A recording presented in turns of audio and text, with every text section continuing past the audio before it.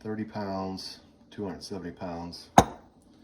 And the book says, the red book, wherever it's at, that one, says to use 300 pounds. So I set it at 32 pounds. It should be close. And also put Loctite on the gland nut, so it says to do both in the book. So I'm gonna listen to the book. Did use the torque multiplier and final torqued my gland nut, and then went ahead and put the my new Sachs clutch and pressure plate and everything on it. I get her ready to go in. Got a few more tweaks to work out on it. Syncing the carbs, miscellaneous stuff. But I can do that. Final timing, syncing the carbs, all that stuff. I'm trying to tackle a few small things today on a Sunday. I got through quite a bit of miscellaneous stuff yesterday. But today I wanted to go ahead and put my axles on. And got those babies up in there. Figured get it done, knocked out. I'm not a big fan of laying on my back for very long, so I've been kind of putting it off, and I was gonna put them on before I put my body on, but I got in a big ass hurry. I cleaned my reservoir. Buddy saved me on the cap. I broke my cap trying to clean up my brake fluid reservoir.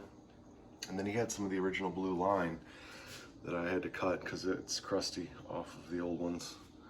So I'm gonna try to get that going and get the brakes finalized so I can start bleeding them off. And then I'll probably put the motor in, finish up wiring, see if I can, how long it's gonna take me to actually start it in the car. So that'll be interesting. Got both of my seals in. Back seal and the front seal round.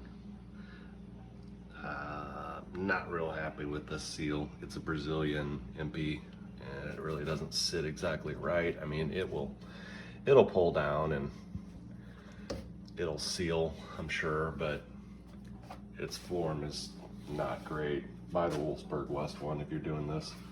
Don't buy the MP Brazilian VW one. I mean, some of the Brazilian stuff isn't bad. Their rubber sucks though. Just a warning. Got the motor in. Just doing some tidying up and shortening a few cables, getting everything tweaked, and went ahead and mounted my breather box and my fuel regulator bracket. Just kind of trying to make sure that everything stays neat. Pre-drilled all my holes for those. Got them in there with, I put them in with, bolt in with stainless screws, not the screws that they went in with, just extra precaution. So yeah, I got to run all my wires up here, change some of the connectors. A lot of slack on the oil pressure. So I think I'm gonna just chop that and actually make it go in nice and neat to it. So just a couple little things that are just not really a big deal, but while I'm in here, I just wanted to look right. And not even look right, it's just for me because I'm being super particular about it. But she's in, bolted in and everything. Got everything routed. I will tell you that the one thing I totally screwed up on, did it when I was putting the motor together to get ready to test it. And that was leaving one side, the driver's side carb and manifold slightly loose to get the bar on. And then you kind of make the final adjustment there.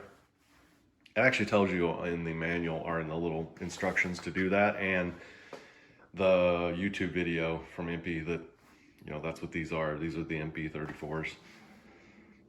It actually tells you to leave that manifold there. And I got in such a big ass hurry that I had the carbs off and tightened everything down because it's a real pain in the ass to get back there.